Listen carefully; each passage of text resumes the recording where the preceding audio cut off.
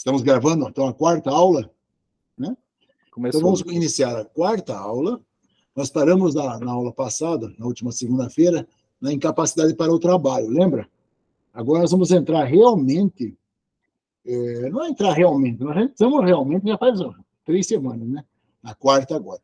Mas nós vamos falar sobre incapacidades, vamos ver os termos, eu já passei o glossário para vocês. Leiam, imprima, coloca na axila. Quando você não estiver fazendo nada, dá uma lidinha na primeira página, depois lê a segunda, vai entender os termos, que vocês vão usar esses termos, para o resto da vida como empresários. Não como médico de trabalho, como empresários. Porque você vai ser dono de uma clínica, você vai ter que afastar alguém pelo INSS, você vai ter que saber o que é incapacidade para o trabalho, você vai ter que saber o que é auxílio-doença, auxílio acidentário, o que é acidente de trânsito, de trajeto. Esses termos que estão no glossário é de qualquer profissional que tem um comércio. E vocês são comerciantes da saúde, tá? Então, vamos lá, vamos começar aqui. Então, isso que eu estou passando para vocês são coisas para a vida, tá, pessoal? Não é para especialidade só. Compartilhou? Deixa eu ver se eu acertei aqui. Não? Sim. Sim. Tá bom. Então, vamos abrir a tela. Vocês viram aí? Confirma para mim? Sim, está compartilhando. Tá um pouquinho baixo do retorno, mas tudo bem. Então, vamos lá. Incapacidade, aspectos principais que nós vamos discutir hoje, né? Vamos lá. Então, o que é incapacidade laboral? Laboral é trabalho. Laboro, vem do italiano. Laboro. Lembra da Clínica del Lavoro, lá da Modena, na Itália? Né? Primeira clínica de medicina do trabalho. Então, é medicina del lavoro, medicina do trabalho. Né? Então, vamos lá. A incapacidade para o trabalho, o que é? É a perda da capacidade para atender as atividades profissionais. Decorrente da redução ou perda funcional, corporal ou social. Lembre-se, o que é saúde? É o bem-estar físico, mental, né, social e espiritual. Atualmente, até a espiritualidade, religiosidade, etc., né, está dentro da capacidade laboral. Né? Certo? Vamos lá. Código de Ética Médica, vamos ver, artigo 112. Esse aqui é o antigo, mas a filosofia continua a mesma. Esse slide eu acho que eu não atualizei. Mas, vamos lá. Deixar de atestar atos executados no exercício profissional. Esquece esse artigo aqui e vamos ler o texto que está correto. Deixar de atestar atos executados no exercício profissional quando solicitado pelo paciente ou pelo seu responsável legal. A pior coisa que tem na defesa do médico é ele dizer que não fez o ato, ou ele não atestar que fez o ato. O atestado médico pertence à consulta médica, pessoal. Você não pode negar atestado do seu paciente. O término da consulta não é na prescrição do remédio, é na emissão do atestado médico. Claro que você não vai dar um atestado médico gratuito. Se ele não precisar se afastar do trabalho, você dá um atestado de comparecimento. O fulano esteve aqui consultando no dia tal, atestado de comparecimento. Agora, se ele tem uma incapacidade, ele não pode trabalhar 1, 2, 3, o fulano esteve consultando aqui, tem enfermidade SIDA e tal, e ele tem que se afastar do trabalho por tantos dias. Se for mais de 15 dias, você encaminha o paciente para a perícia do INSS e você não precisa determinar os dias, porque o perito do INSS que é o responsável para determinar quantos dias que ele vai ficar afastado. Você não precisa colocar 120, 160 dias, uma cirurgia de fêmur, tal. Não ponha isso. Você pode colocar por período indeterminado ou acima de 16 dias, porque a lei diz o seguinte, no 16º dia, a empresa é obrigada a encaminhar o doente para o INSS, para a perícia do INSS. E a partir do 16º dia, a empresa, até o 15º dia, a empresa paga. O 16º, o INSS paga.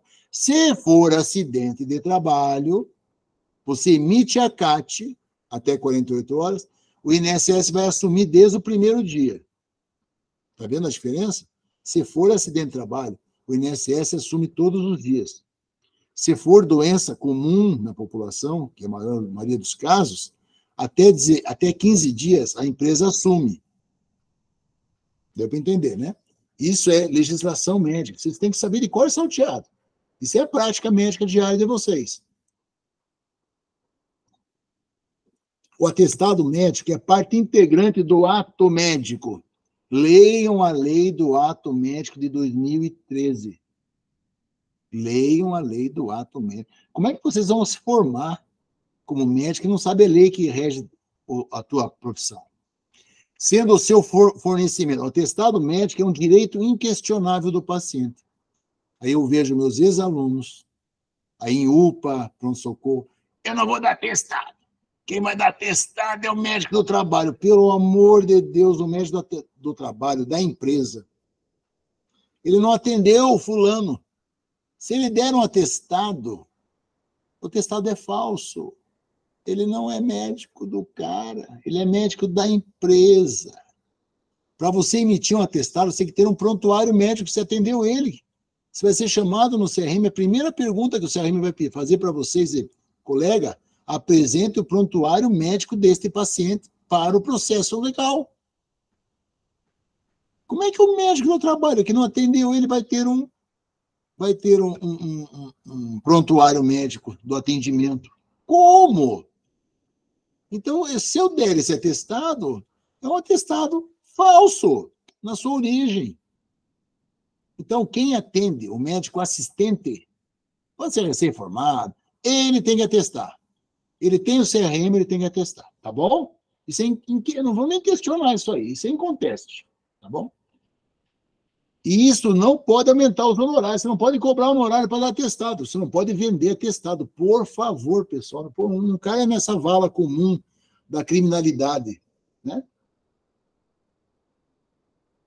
Olha o que está escrito aqui embaixo em vermelho. É obrigação do médico assistente do paciente o preenchimento do atestado médico, como também do item 2 da comunicação do acidente de trabalho, CAT, ao Ministério do Trabalho e Emprego. Isso é ato médico, pessoal. Pelo amor de Deus. É ato médico. É vedado. O que é vedado? No Código de Ética está escrito o que é permitido, né, que é direito do médico, e o que é dever do médico. E o que é proibido pelo médico, que a gente chama de é vedado ao médico. Deixar de atestar atos executados no exercício profissional, quando solicitado pelo paciente ou seu responsável legal. Isso é aula de bioética. Resolução do Conselho. Eu estou dando um pouquinho de leis agora para vocês começarem a saber pisar onde é que vocês estão indo, né? Isso aqui é documentação médica que pertence à medicina legal, medicina do trabalho, né? Resolução do Conselho Federal de Medicina de 2002, olha lá. Na elaboração do atestado médico, o assistente tem que especificar o quê? O tempo concedido para dispensa, 1, 2, 3, por extenso, cuidado com a falsificação. Estabelecer o diagnóstico CID,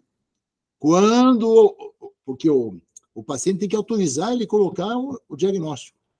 Se o paciente não autorizar colocar o diagnóstico, se não põe o CID, mas a empresa vai pedir o CID. Depois você vai ter que dar de forma sigilosa para a empresa. Porque Porque o Supremo Tribunal Federal proibiu colocar o CID nos atestados. Mas como é que você vai fazer a epidemiologia, o estudo da emissão de atestados numa empresa, se você não tem os códigos das doenças? Não tem como você fazer medicina do trabalho desse jeito.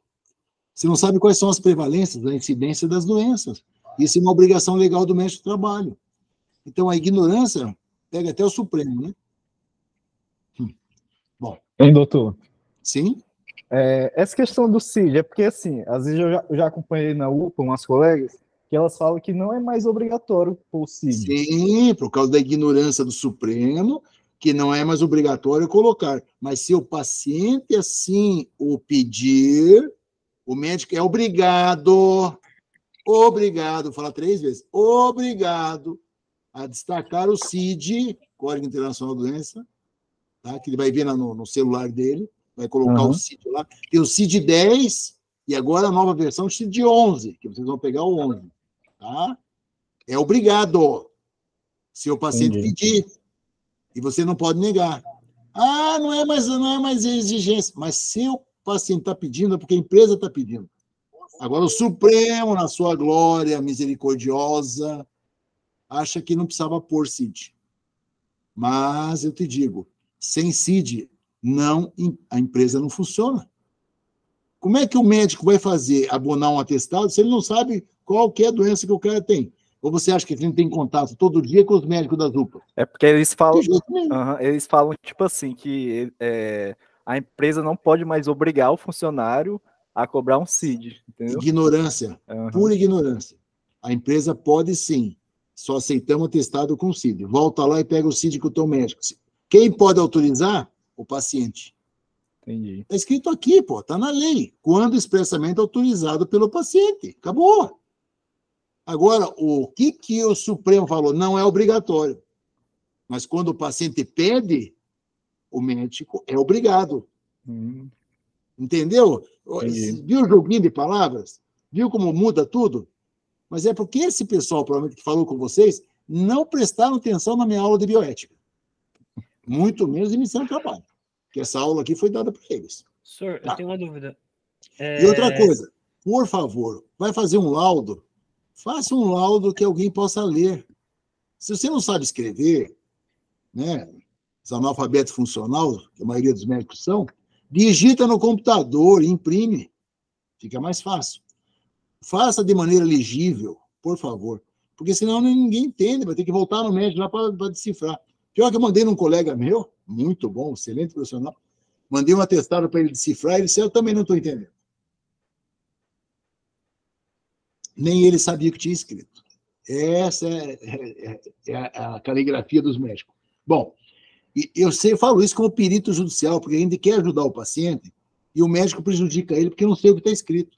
E outra coisa, mania do médico, somente dos neuro, dá atestado sem data. Um atestado médico, um laudo médico sem data, ele é nulo de direito. Nulo. Eu não sei quando é que o cara atestou aqui. Ah, mas a doença é congênita. Não interessa. O senhor tem que colocar data, tem que assinar, botar seu CRM.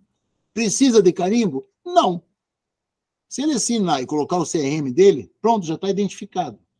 Eu vou na internet, vejo o nome dele, vejo lá o registro pelo CRM dele, eu sei quem que é a pessoa. Agora, ele pode pôr o carimbo? Deve. Mas se não tiver o carimbo, é válido. É válido. Senhor, eu tenho uma dúvida. Então, no caso, de acordo com a lei, na questão documental, é necessário ter o CID no atestado, tudo, independe se são decisão do STF, mas, caso, vamos supor, eu como médico que faço minha atuação diária, eu coloco, sempre que é solicitado pelo paciente um atestado, e eu coloco CID, e o paciente chega para mim e fala, você colocou o CID de acordo com o STF, isso é contra a lei. Eu posso ser processado? Calma. Não confunda as coisas. Nos atestados modernos, tem lá o CID.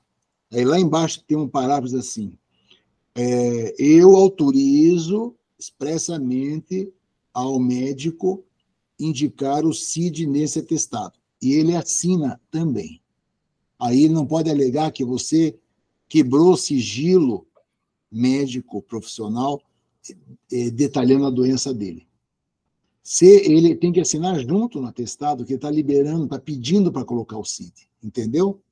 É assim que se faz, nos atestados mais modernos. Eu acredito que se não tiver aqui o atestado moderno, nessa apresentação, eu tenho uma próxima apresentação de documentação médica, nós viremos ainda no nosso curso. Eu, com certeza, tem isso, sim. Tá? Então, é o seguinte, se o paciente não permitir, você não pode pôr. Se você não quiser pôr, você não põe. Mas se ele pedir, então o senhor assina aqui que o senhor permitiu. E aí ele põe. Entendeu? É assim que você faz. Assim você faz corretamente. Esse é o correto. Vamos lá, incapacidade laboral. Vamos continuar aqui. Os benefícios auxílio-doença. O INSS, ele concede benefícios para as pessoas que estão doentes. O benefício auxílio-doença é um conceito, é um benefício concedido pelo INSS para suprir, certo? Uma reposição salarial a partir do 16º dia porque o empregado vai deixar de receber pela empresa e ele não vai trabalhar. Então, se ele não trabalha, a empresa não pode pagar para ele, certo? Quem vai pagar é o INSS, porque é um seguro social, INSS, Seguridade Social. Então, vai pagar um benefício. Mas esse dinheiro que ele recebe não é pelo trabalho, é para sustentabilidade do trabalhador. Para garantir o sustento dele por enquanto ele está se tratando, pessoal. Presta atenção agora no que eu vou falar. O benefício auxílio-doença é exclusivamente para trabalhadores beneficiários do INSS que estão em tratamento médico comprovado. Se ele não comprovar o tratamento médico, ele tem cessado seu benefício de imediato. Não existe alta do INSS, existe cessação de benefício. O benefício foi cessado quando se descobriu que o trabalhador, o enfermo, o beneficiário, não estava realizando o tratamento. Então, ele não tinha mais direito àquele benefício. Então, ele tem que retornar ao trabalho, porque o seu tratamento foi concluído, ou abandonado ou concluído. Deu para entender? Beleza. Então, nós temos aqui 2 tipos de benefício auxílio-doença. O previdenciário, que é aquelas doenças comuns, que correspondem a 70% da população. O Covid, a apendicite, caiu em casa, se machucou, o cara é depressivo, nada a ver com o trabalho. Não tem nexo com o trabalho. Não está relacionado com o trabalho. É uma doença comum na população, certo? Pode ser uma doença endêmica, né? Pode ser uma varizes, pode ser cardiopatia congênita, pode ser uma doença adquirida congênita, né? Ou uma iatrogênica, tem vários tipos de doenças. Agora, já o benefício auxílio-doença acidentário é aquele que tem uma causa, um nexo relacionado ao trabalho. Por exemplo, eu estava trabalhando e sofri uma queda de altura, trabalhando acima de 2 metros, eu sofri uma queda e fiz um traumatismo crânioencefálico. Aí nós chamamos acidente de trabalho típico. Por quê? Porque ele estava trabalhando. Aí tem o atípico, né, que é aquele de trajeto. Ele estava indo para o trabalho e caiu com a moto, se arrebentou todo, sozinho. Aí ele estava voltando do trabalho, caiu, se arrebentou todo da moto, sozinho. Então é um acidente de trajeto, né? Não é de trabalho, é de trabalho, mas de trajeto. Não é típico, é atípico, tá bom? Então, essa é guarde esse termo, é uma compensação salarial. Não é salário, veja bem, não é salário, não é dinheiro. É uma compensação salarial para o segurado comprar remédio, fazer as coisas que tem que fazer. Se bem que o SUS dá tudo, né? Deveria dar, pelo menos. Deveria dar remédio, assistência médica gratuita, de ter acesso a exames, tudo o SUS tem que dar. Tá? Até o momento que o segurado tenha alta do seu médico ou cessado o seu benefício.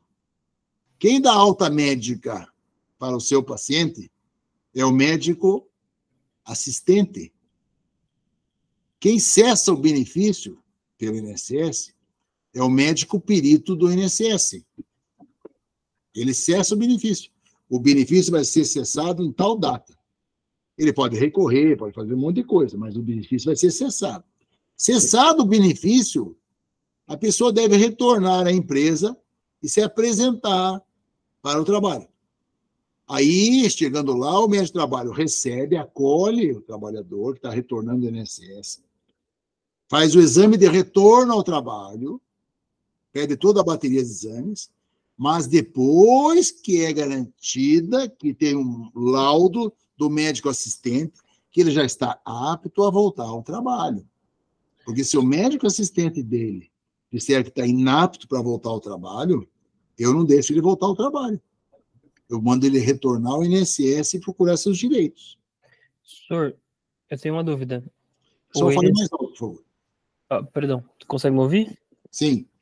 Então, o INSS é apenas para questão médica e questão de saúde. E quanto à questão de, por exemplo, transporte, alimentação, uma questão mais recursos, não seria com o INSS? Então, onde seria isso para o trabalhador que às vezes... Não, veja bem. Então, vamos lá. O que o INSS, o que o SUS dá? Vocês vão conhecer isso. O SUS dá o quê? Dá a porta de entrada pelas UPAs, né? Os postos de saúde, UPAs, né? Os prontos-socorros e os hospitais de referência. O SUS é universal. O SUS tem que atender tudo, tem que fazer exames laboratórios, exames de ressonância, exames de imagem, todo e qualquer exame, todos. A rede SUS tem medicação, toda e qualquer medicação que esteja na lista de medicamentos. Não é o off-label, que é aqueles medicamentos novos que chegaram no mercado, ainda não tem a comprovação da Agivisa, né, Anvisa, melhor dizendo, a Agência Nacional de Vigilância, ainda não aprovou aquele medicamento para aquela doença, e alguns médicos receitam, aí chama isso medicação off-label, que é fora da bula, fora da rotina, que não é aprovada ainda. Mas pode se judicializar e antecipar que o SUS, por ordem judicial, compre esse remédio, mesmo sendo caro, para salvar aquela vida especificamente, desde que existam trabalhos internacionais comprovados da eficácia daquele medicamento. Eu volto e meia no Poder Judiciário Federal, eu pego ações de medicamentos off-label para doenças raras. Isso é muito comum. Os médicos solicitam o medicamento, o SUS não quer dar, aí tem que judicializar a medicina. Isso vocês vão se acostumar com esses termos, viu? Tá bom? Então, isso existe. Bom, do ponto de vista social, transporte, assistente social, as grandes empresas ainda ajudam os empregados nesse sentido. Seguros, por exemplo, a Unimed tem seguro para médico. Se você não puder trabalhar, o seguro vai te pagar. Mas você paga com o médico, a Unimed paga para você. Não é toda empresa que tem isso, não. Certo? Por enquanto você não está trabalhando como médico, a Unimed te paga por mês um salário fixo, para você te ajudar a custear aquela perda salarial que você teve. Mas claro que não vai ser o que você ganha como médico, vai ser bem menos, né? Tá? Agora, algumas empresas têm o serviço social que dá apoio. Por exemplo, as grandes hidrelétricas têm apoio, certo? Da assistente social. Mas não são todas as empresas que têm essa obrigação. Não tem essa obrigação. Mas a empresa pode dar. Inclusive, a grande elétrica aqui tinha hospitais próprios, eles ficavam alojados lá, os doentes, eles tratavam, como aconteceu no Hospital da Candelária, né? O pessoal ficava lá hospedado, alimentação, tudo por conta da hidrelétrica, né? Mas não é obrigação. Isso é um plus, né? Isso não é obrigação. Tá. O que mais que a gente pode pensar? Claro que se o cara for sequelado, aí ele vai ter os benefícios de auxílio-doença, auxílio-acidente. Aí é um benefício para o cara que tem uma sequela. Mas é outro, mas daqui a pouco a gente vai ver isso. Não vou entrar agora, não precisa atropelar tudo. O raciocínio. Entendeu? Então, isso de transporte, essas coisas, a empresa pode auxiliar, mas não é obrigação, não. Viu? Tá bom? Tá, porque, veja, a empresa ela pode dar vale transporte, ela pode dar ônibus, certo? Para o cara ir trabalhar. Pode conceder um ônibus. Tá? Ou o cara pode ter carro próprio. Algumas empresas até financiam bicicletas para o pessoal ir trabalhar. Lá em Joinville é muito comum. Eles dão a bicicleta para o trabalhador. Ou vendem subsidiado, para ele poder trabalhar de bicicleta. Aí não precisa dar o vale. Entendeu? Ou dá vale, ou dá transporte. Ou, se o cara tem moto, aí ele abdica. Ele pode pegar o vale e ir com a moto, para ajudar no combustível. Então, mas essas são adaptações que as empresas fazem. Né? Aqui, quando ocorre um acidente, nós temos a comunicação de acidente de trabalho. A comunicação de acidente de trabalho, ela deve ser realizada, deve ser emitida pela empresa e assinada pelo médico o médico assistente. O médico do trabalho deve evitar produzir documentos legais. Ele deve evitar fazer a CAT, porque ele não atendeu o acidentado. Uma vez, eu me lembro, quando eu comecei na Seron, em 86, teve um acidente em Vilhena. Um rapaz quebrou a perna lá, um fêmur. Aí a minha querida e estimada Francisca, a minha assistente de enfermagem, auxiliar de enfermagem do trabalho, ela disse, doutor Jacó, eu preciso que você assine essa CAT aqui, lá de Vilhena. Eu olhei para ela, você está louca? Eu nem sei quem que é esse cara, não sei se está vivo, se está morto. A senhora manda essa CAT para lá, pelo malote. O médico que assistiu ele, ortopedista, carimba e assina essa CAT e manda de volta para nós aqui. Que eu não vou dar falso testemunho ou falso atestado. Eu nem conheço o cara. Podia, não, deixa aqui que eu assino. Não é assim, não, colega. Não pode ser assim. Quebra galho, mas nem macaco gordo. Faz coisa direito. Você faz a CAT se você assistiu o paciente. Ah, mas o médico morreu, o paciente está na tua frente, o médico foi embora, o médico de UPA não consegue achar o médico. Você examina o cara e você pode fazer. Mas você vai escrever que ele foi atendido na UPA pelo doutor tal. Porque a responsabilidade do atendimento,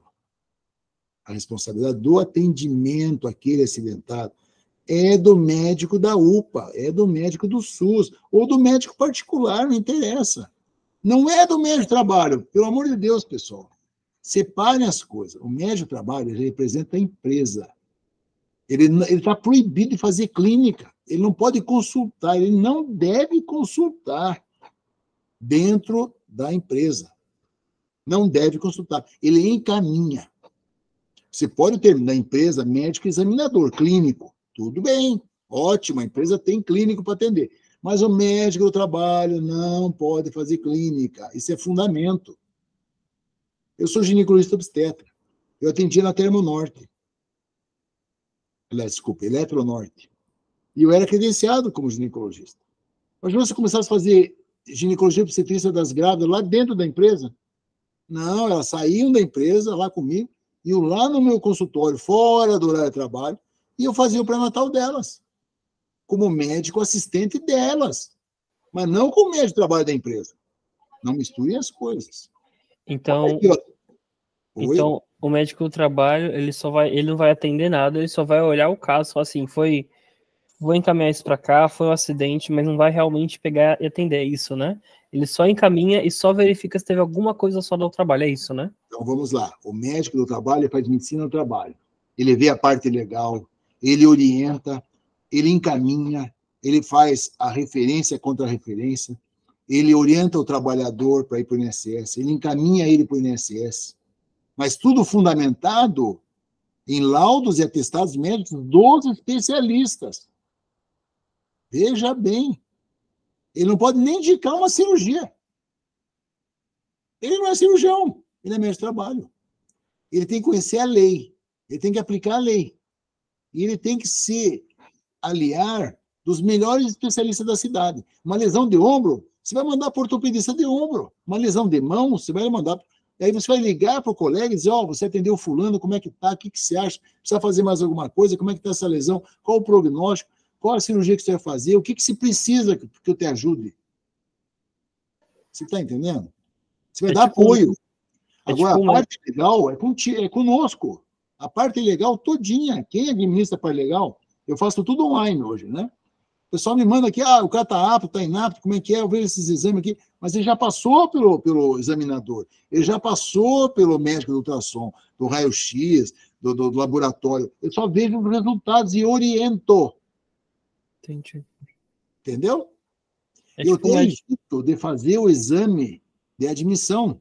Eu mando para o médico examinador das clínicas, que eu não faço o exame admissional. Eu tenho, para mim, Jacó. Tem colegas de trabalho que fazem isso tudo na amplitude, muito bem feito. O doutor Gilberto, que vocês conhecem, a doutora Marciana, até a Marciana, o doutor Gilberto, são meus examinadores das empresas que eu trabalho, doutor Hamilton, entre outros, milhares, né? Então, eles examinam só, Jacob, tem esse problema aqui, tem aquilo, está apto, está inapto, a gente vai discutir o caso, entendeu? Isso é a função do médico de trabalho. Tá? O médico de trabalho, ele sempre se pauta na segunda opinião, na primeira opinião, na segunda opinião de especialistas. Ele não é o especialista, ele é o especialista em seu trabalho, que é o médico da empresa. Vocês estão vendo esse atestado meu aqui? Veja lá, ó.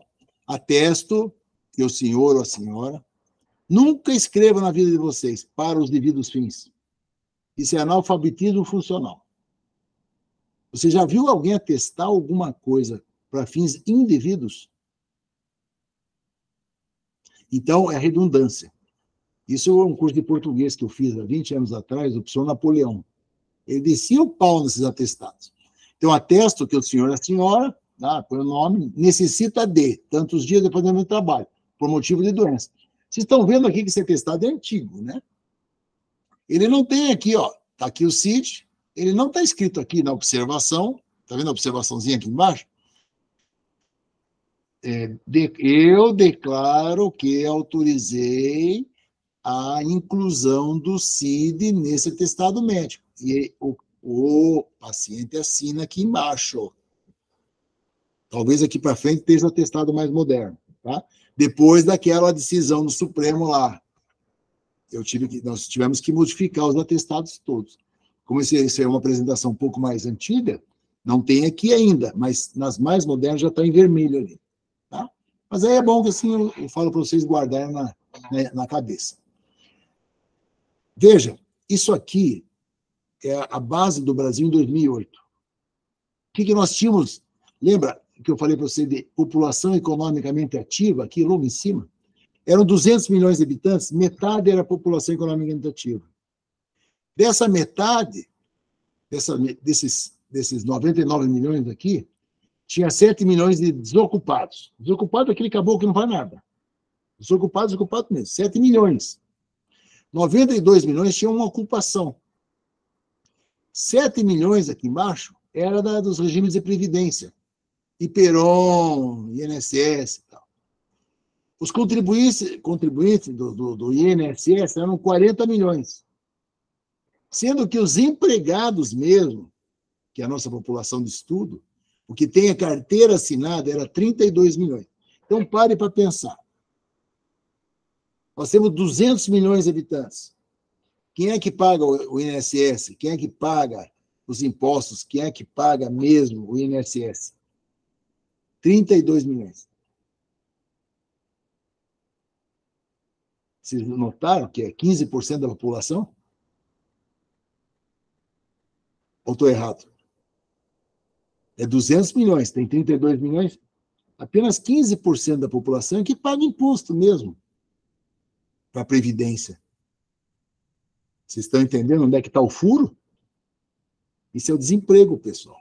População econômica ativa que tem o quê? Um trabalho informal, que tem quase 10 milhões de desocupados, ou nem trabalha nem estuda, né? Que vive do quê?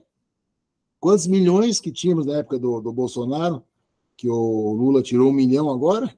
Quantos milhões tinha Bolsa Família? Isso são dados que vocês têm que ter na cabeça, pessoal. Isso aí vai impactar diretamente na nossa economia. E economia, qualquer cidadão brasileiro, até o desempregado, tem que saber um pouco de economia, porque a coisa vai apertar para todo mundo.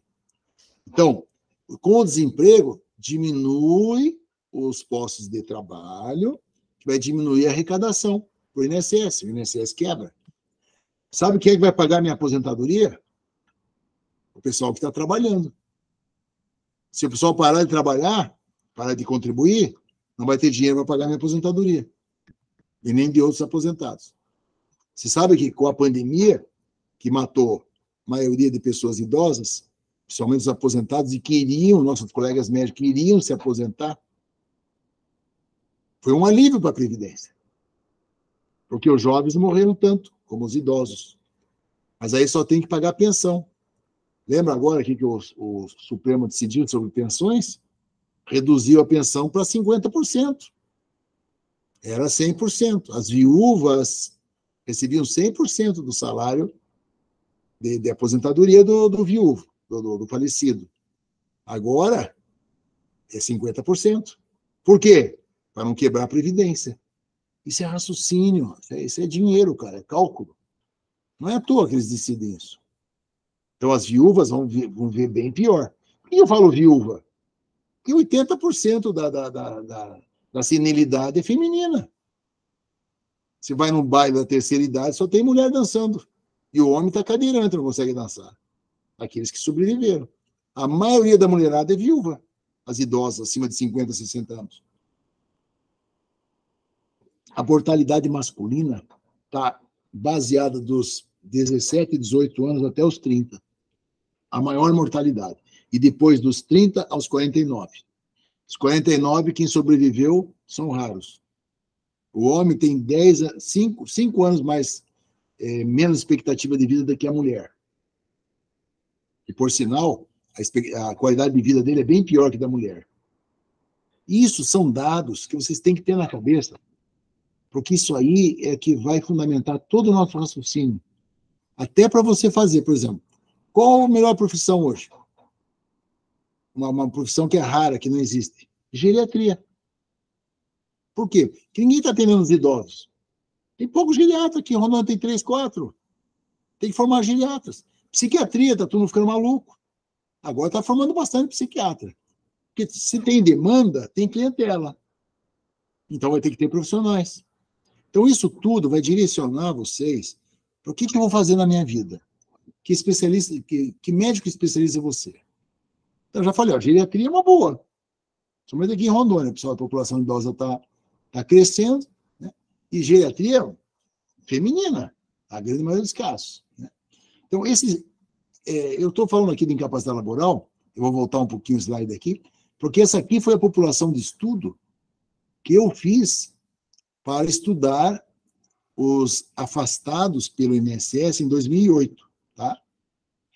Então, aqui nós temos o quadro dos afastados. Então, tinha uma população de segurados pelo INSS, só esses que podiam ser beneficiários, de 32 milhões, né? Certo? Aí nós separamos por benefícios, né? Nós tivemos em benefício em 2008 1 bilhão 374 milhões, né? De benefícios concedidos. Benefícios em geral, tá? Aí aqui nós separamos os benefícios, né?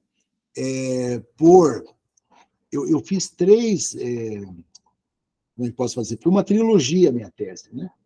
Eu estudei carne e pescado, aqui no KINAI 10, eu estudei carne e pescado, porque era frigoríficos, né, e pesca, aqui no Brasil. Estudei Rondônia, né, os segurados em Rondônia, e lesões. Aqui vocês podem ver, olha só, foi o maior que nós pegamos aqui, foi lesões. Então, nós tivemos 449 mil, vamos arredondar, 450 mil casos dentro da minha plataforma que nós estudamos. Olha, nós pegamos 450 mil casos e colocamos dentro do computador, na plataforma do INSS. Eu vou contar uma coisa que pouca gente sabe. 30% desses dados tiveram que ser jogados fora. Sabe por quê? Porque quando a senhorazinha lá de 50 anos vai digitar, e ela tem que digitar sexo, 1 é masculino, 3 é feminino.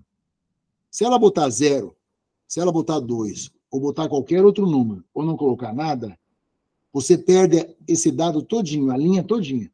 Esse caso todinho é eliminado da plataforma. Porque se você colocar 0 na plataforma, ele vai ficar rodando e vai dar um boot no sistema e você não vai conseguir rodar dado nenhum. Então, quando você pegou esses 450 mil casos e jogou dentro da plataforma, você teve que eliminar todas as inconsistências. E nessas inconsistências nós perdemos 30% dos dados. Que nós podemos dizer, multiplicado por 400 mil, daí 100 mil casos praticamente, né? 30%, né? 100 e poucos mil casos. Tá. Mas tudo bem, isso não teve problema nenhum, porque a quantidade de dados é tão grande, a sensibilidade estatística, né? Os índices de significância por 300 mil casos são verdadeiros. Fica lá, a significância estatística fica 10 elevado ao exponencial de menos 15. Então, era 0,00, são 15 zeros para dar 1. Então, quem estudou estatística, né, sabe que é altamente significância. Se você jogar na plataforma SPSS, que é a única plataforma que pode rodar esses dados, que é a plataforma da NASA, você vai ter a significância estatística dos dados. Então, o que você falar é extremamente verdade até os dias de hoje. Não é porque passou 10, 15 anos que a verdade vai mudar. Ela persiste, porque a quantidade de dados foi muito densa, muito grande. Tá. Em carne e pescado, só de carne e pescado, por exemplo, frigoríficos, né? Frigorífico de pesca, frigorífico, pesca, tudo que ele linka à atividade econômica, que não é Cadastro Nacional de Atividade Econômica. Então, carne e pescado, que é o que? Abate de reses, bovinos e equinos, abate de suínos e pequenos animais. Estão vendo aqui embaixo, os quinais? É o 10.11, 10.12 e 10.13. Fabricação de produtos de carne, certo? Empregados. Aqui tem o número de empregados e os benefícios. Ó, 13 mil, 14 mil, 2 mil, 1.000. Né? Pescado, 1.000. Claro que a pesca no Brasil ela contrata bem menos empregados. Né? Engraçado que o maior número de empregados é na base de suínos e pequenos animais. Né? Certo? Mas sabe por quê? Fabricação de produtos de carne, pequenos animais aqui, acho que engloba, não tenho certeza, frango, né? Por isso que é grande aqui. Certo? Bom, aí nós temos aqui Rondônia. Rondônia, na época, nós tivemos 4.700 casos só. A minha professora não queria estudar Rondônia. Mas a minha salvação foi fazer o trabalho de Rondônia. Foi o primeiro publicado internacionalmente. Aprenda uma coisa. Se quer publicar um trabalho, fala da Amazônia. Ele publica rapidinho. Quando você pega lesões no Brasil e pega carne e pescado, ficou muito mais difícil. Demorou muito mais anos para publicar do que de Rondônia. Por causa que era Amazônia, entendeu? Aí eu fui salvo pelo gongo. Terminei minha tese com 5 anos, porque demorou para fazer a publicação. Aí nós fomos discutir aqui nós estamos vendo carne e pescado em Rondônia, tá vendo aqui em cima? Aqui, tabela 1, distribuição de empregados, segurado e benefícios. Né? Então, aqui nós temos as prevalências de benefícios em carne e pescado. E nós começamos a fazer comparações. Eu não vou entrar muito em detalhes aqui de números, mas tem uns números aqui muito interessantes para a gente discutir, mas não agora. No segundo momento, quando nós formos fazer aquela aula mais extensiva, nós podemos entrar mais nesses detalhamentos. Né? Então, aqui nós temos a comparação de carne e pescado aqui na primeira linha. Aqui nós temos na sexta linha, lesões, no Brasil todo. Né? E aqui o N é o número total, tá? Então, carne e pescado, 404 mil. Aí separa aqui frigoríficos, né? De boi, de suínos e pequenos animais, aí de processos produtivos, e por último aqui pescado. Aí vem lesões e Rondônia. Rondônia, como eu já falei para vocês, 178 mil é o número de beneficiários, né, de segurados. Tá? Aqui o número de afastados, BAD. BAD quer dizer benefícios do auxílio-doença. Nós estamos aqui na terceira coluna. Tá? Você vê que aqui a Rondônia teve 4.700. Né? Aqui B31. O que é B31? É benefícios comuns à população, benefícios previdenciários. Nós estamos trabalhando com prevalências. O que é prevalência? É casos por 10 mil habitantes. Como é que eu posso comparar Rondônia com o Brasil? Eu divido tudo por 10 mil. Aí eu posso comparar um índice de prevalência, não de incidência, porque a incidência é bruta. Mas eu faço uma prevalência por 10 mil e começo a comparar esses números que vocês estão vendo aqui embaixo, aqui na parte mais interna da tabela. As prevalências. O que é prevalência? Por 10 mil trabalhadores. Então, eu posso comparar melancia com melancia. Eu não posso comparar melancia com uma abóbora, nem com picanha, né? Me lembrei do Lula. Tá. Então, as prevalências, elas cortam tudo pelo número populacional de 10 mil. Aí você pode comparar as populações, os seus achados. Então, aqui nós temos B31, benefício auxílio-doença, comum, previdenciário, e o B91, que é acidentário. Aí nós temos o masculino e temos o feminino. Existe uma diferença brutal no adoecimento das mulheres e do homem. Mas isso aqui, a gente fala em sexo. Nós não estamos abordando gênero. Esse trabalho aqui era sexo, masculino e feminino, ponto final. A opção sexual não foi discutida aqui. Porque é um trabalho de biologia, um trabalho de medicina. Não é de sociologia. Deu para entender onde eu quero chegar, né? Algumas discussões são totalmente irrelevantes. Ou é homem ou é mulher, nós estamos falando biologicamente. Ou tem o corpúsculo de Barr ou não. Raros são os casos, exceções, que são hermafroditas, né? Ou outros casos, né? Então, vamos lá. Então, essa aqui é a base do raciocínio, é um resumo de tudo que nós encontramos. E nós podemos ver aqui embaixo, nesse quadrinho aqui, que nós comparamos com a Holanda, com a França. Mas como é que nós conseguimos comparar os benefícios da Holanda e da França? São populações distintas. Como é que nós fizemos essa prevalência? Por 10 mil, pessoal. São 10 mil trabalhadores segurados. Ponto final. Se você pegar 10 mil, você pode comparar com o mundo todo. Certo? O mundo todo. Tá. Se divide por 10 mil. Então, o que nós temos aqui? Um resumo, né? O subramo de carne e pescado. Aí eu começo a estudar a trilogia. Começamos por carne e pescado no Brasil. Aí então eu tenho aqui, ó, nós temos 32 mil trabalhadores, benefícios concedidos no Brasil todo. 32 mil, né? Benefícios concedidos, cuidado aí, né? Tá. Sendo que 16 mil para homens, 15 mil para mulheres, adultos jovens. O que é adulto jovem? É menor que 40 anos. O que é adulto? Acima de 40 anos. Lembra? Adolescente vai até os 30, 40 anos. Tem adolescente hoje ainda, cuecão de couro, né? 50. Mas a gente divide assim, né? São adultos jovens até 40 anos. Tem a população econômica ativa, então, 16 anos até 40 são adultos jovens. Depois os adultos e depois, acima de 60, são os senis, né? De 40 a 60 adultos, assim vai. Vamos lá, então. Vamos continuar aqui. Aqui, então, nós temos esse quadro. Olha só o tamanho da população que nós mexemos, né? Inclusive, aqui tem um errinho aqui. Opa, pulou. Tá. Não tem um errinho aqui, ficou por trás da tabela a comparação internacional aqui. Mas também não é tão importante. Eu não vou entrar assim em fatos. Aí nós dividimos isso aqui, foi um estudo por estados. Então, nós pegamos o estado mais prevalente para carne e pescado, foi o Rio Grande do Sul, o que mais apresentou doentes. Ó. 6 mil casos. Né? O N, 6 mil. Né? Sendo que a prevalência aqui para boi foi de 2.300. Sendo que lá na Europa tem aqui 10 mil. Né? Certo? Aqui do ladinho, no quadro em branco. Né? E a gente começa a comparar assim. Tá? Então, quais são os estados que mais produziram benefícios no setor de carne e pescado?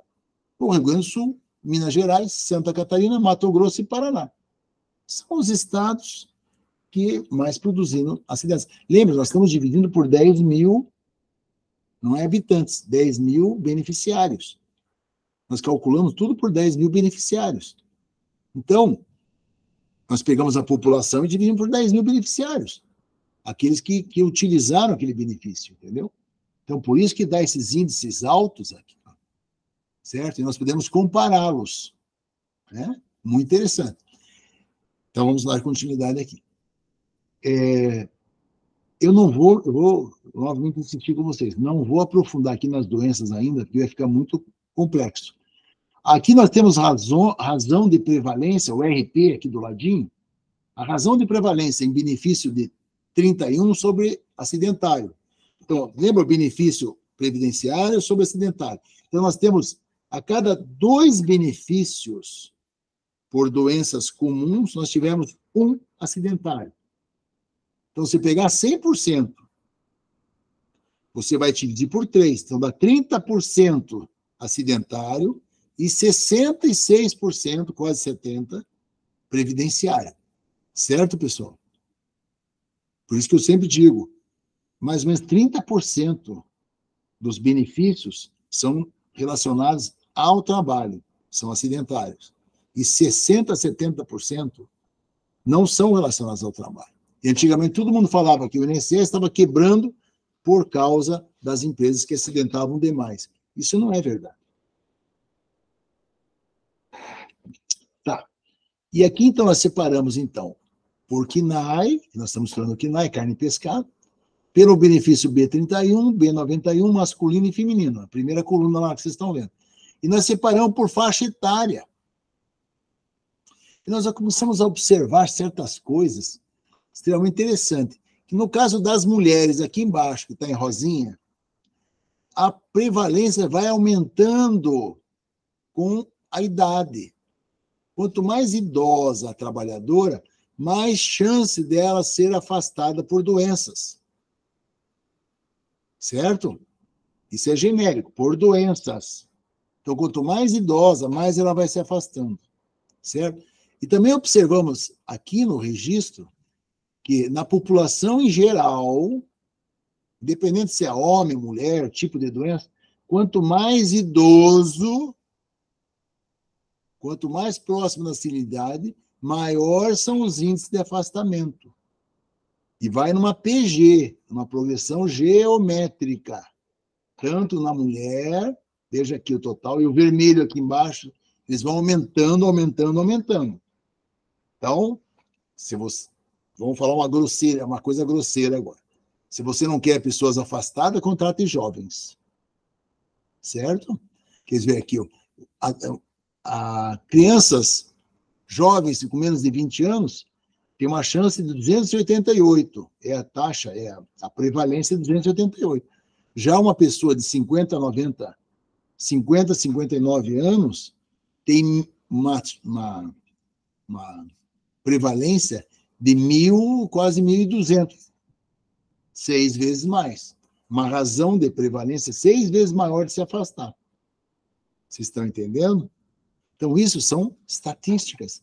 Isso são fatos, né? E são altamente comprováveis. Se você se aprofundar nesses índices aqui, você vai ver, por exemplo, aqui, acidentários, né? Acidentários aqui. Vamos pegar aqui acidentários. Também a razão aumenta mais, vamos ver aqui nos bovinos.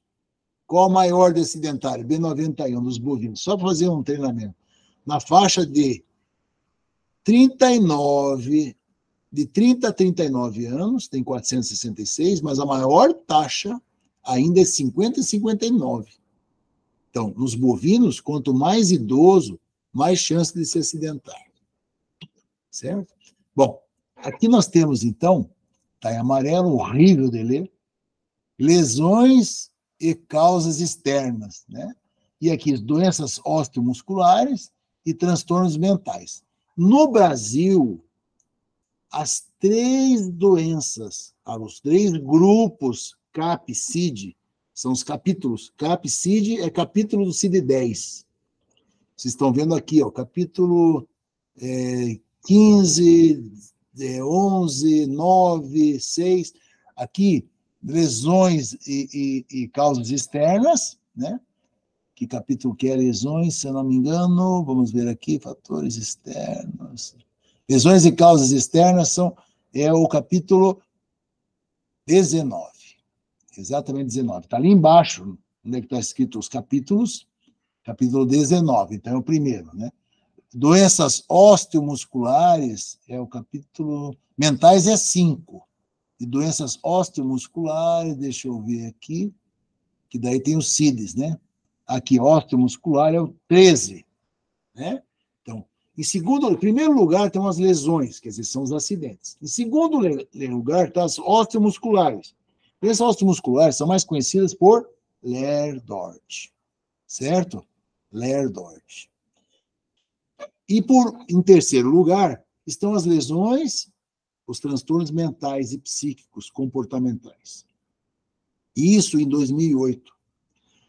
Aí, o Ministério, a Organização Mundial de Saúde, falou que na década de 2010 a 2020 haveria uma inversão, em que os transtornos mentais iriam sobrepujar as doenças osteomusculares e até as lesões. O que nós estamos vendo na população em geral? Que os problemas, transtornos mentais estão explodindo, e os afastamentos pelo INSS estão cheios. Eu faço muitas perícias federais de transtornos mentais. Autismo está aumentando, depressão, esquizofrenia, entre outros.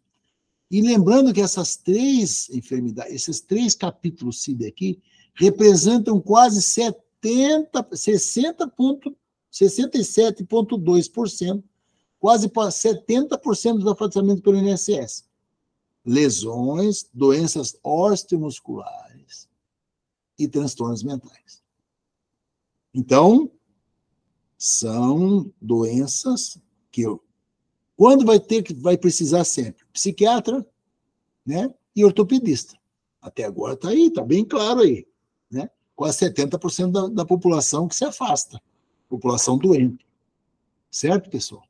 E o interessante é que a prevalência de Ler-Dort, veja aqui o rosinha, né? Como é que se chama mesmo? A Barbie. Olha a Barbie aqui, feminino, B91, certo? A prevalência de Ler-Dort em mulheres, B91, certo? Quase 1/3 do total. Por que mulher tem mais Ler-Dort e homem tem mais acidente? Por causa da tipificidade do trabalho. Por causa dos fatores constitucionais e hormonais, porque o trabalho da mulher é repetitivo, delicado, certo? E ela é um trabalho sistematizado, é banco, é linha de produção, é costura, é manufaturado. E o homem é trabalho de altura, trabalho de risco, trabalho de grandes processos produtivos. Então, trabalho de risco. Então, você vai ver que lesão é muito mais prevalente em homem e a Ler-Dort muito mais prevalente em mulheres. Certo? Transtornos psiquiátricos. Você vê que a mulher aqui, ó, na terceira linha, o total de 50 para o homem e quase 200 para a mulher. A mulher tem mais sensibilidade. Lembre-se, vocês que estudaram um pouco de endócrino, vocês chegaram lá, o cérebro masculino, ele é tônico, e o cérebro da mulher é ciclotímico. A mulher, ela emite hormônios e ela tem estados de bipolaridade mais inconstantes do que o homem. Então, ela tem mais suscetibilidade a transtornos mentais. Não digo que o homem não vai ter. Mas aquela bipolaridade, a depressão e a ansiedade, veja o ciclo pré-menstrual da mulher. A pré-menstruação da mulher é compatível com a instabilidade emocional. Isso é natural, isso é biológico. Isso é biológico, certo? Bom, aqui nós temos também uma observaçãozinha no quadro 2, neoplasias e tumores. Olha aqui, ó. Veja aqui, no CAP2, CAPCID2 aqui. Bem no meio da tabela. Vai no 2. Aí tem uma rosinha aqui. O CID B91 para câncer, 0,1% da população. A prevalência, 0,1%. Sabe o que é isso? É uma subnotificação. Isso aí que os médicos não fazem, o registro do câncer com o trabalho. E isso é nacional. 2008 está comprovado aqui, 0,1. Não tem registro, não tem relação. Ou vai dizer que não existe câncer do trabalho? Claro que existe. Tem 46 cânceres, prevalência de câncer, mas só 0,1% eles relacionam com o trabalho. Isso é um erro de registro. Certo? Vamos continuar aqui. De novo esse amarelinho. Oh, meu Deus do céu. Eu preciso mudar esse amarelinho aqui para vermelho, que eu acho que a base é vermelha. Aqui nós temos o quê? Que nem consigo ler. Bom, aqui nós temos hemorragias de parto. Meu Deus do céu, vai ser difícil ler. Aqui, ó, o primeiro é sangramento no primeiro trimestre, né? Aí o segundo é dorsalgia, dor nas costas. O terceiro é dor no punho e na mão. O quarto, lesão do quê? De ombro.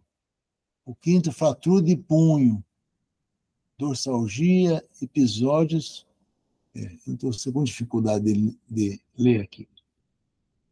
Episódios depressivos. Depressão é o terceiro, né?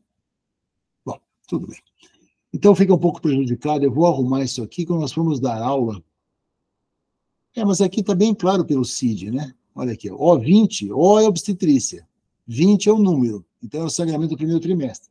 O M54, todo o M50 até o 59, por aí, é tudo dor lombar, dor nas costas. M54 é discopatia, né? O F é psiquiátrico. F32 é depressão, é clássico. O M, que é osteomuscular, o M é osteomuscular. 75 é ombro, certo? O S aqui é lesão. Lesão. 62, aqui é lesão de fratura de punho e mão. O que mais acidenta no trabalho, na linha de produção, é mãos. As mãos, sempre foi. É 62, é mão. M65 é sinovite tendo sinovite, que é a Ler-Dort.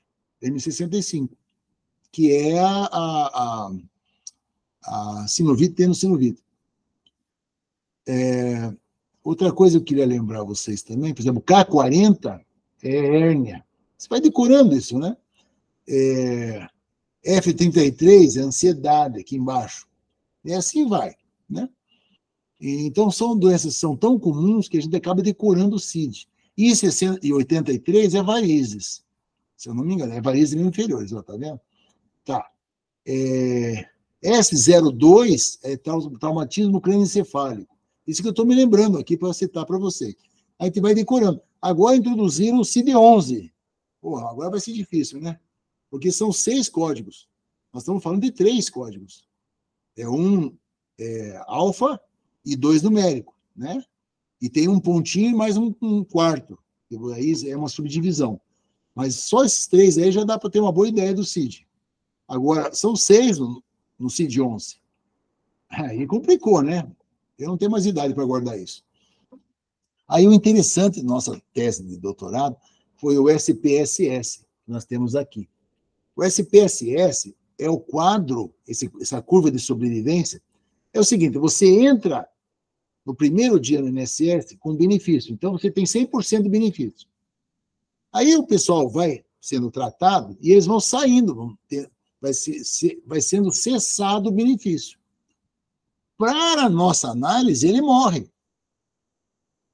Ele não sobrevive dentro do sistema. Ele sai do INSS, ele vai trabalhar. Então, ele morre. Não é que ele morre na vida, ele morre no sistema. Ele tem alta, ele tem cessação do benefício.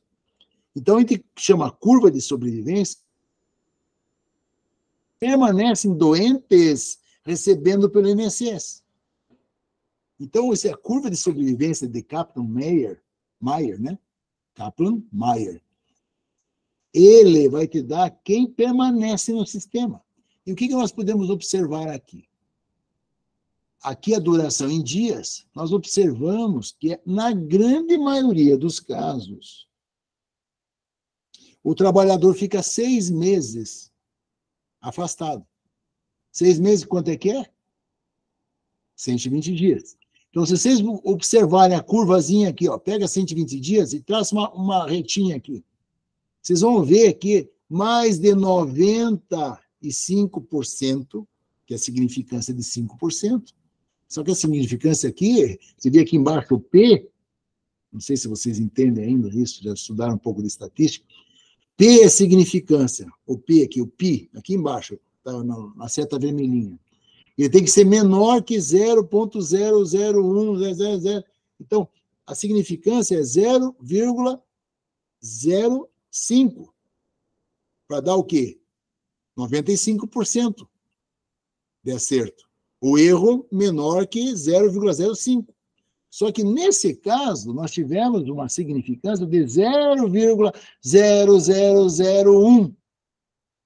Altamente simples. Por quê? Porque a nossa amostra, a nossa população estudada ela é monstruosa. São milhares de benefícios. Por isso que a nossa significância é tão sensível, tão exuberante, melhor dizendo, né? Deu para entender? Então, nós estamos falando aqui atrás, carne e pescado. Agora, nós vamos falar agora de lesões. Né? Então, nós tivemos aqui lesões, 450 mil benefícios. Lesão é S00 até S99. Lesão. Sequela é T. Então, quando você tem uma fratura, você coloca o S. Ferimento, fratura, corte, é S. Quando você tem sequela, o que é sequela? Está lá no nosso glossário. É aquela lesão que ela não é temporária, é uma lesão permanente. Você jamais vai conseguir corrigi-la. Ela vai ficar o resto da vida. Perfuração de olho, cegueira. Então é T não sei o quê. Certo? Ou H54.4. É uma sequela. Mas por trauma tem um T. Eu não sei qual que é, de cor. Mas tem um T. Tá bom?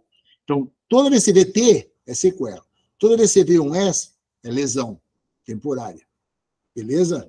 Mas isso é CID-10, né? Quais foram os estados que mais contribuíram por lesões? Olha, o estado mais desenvolvido do Brasil, que tem o IDH maravilhoso, Santa Catarina.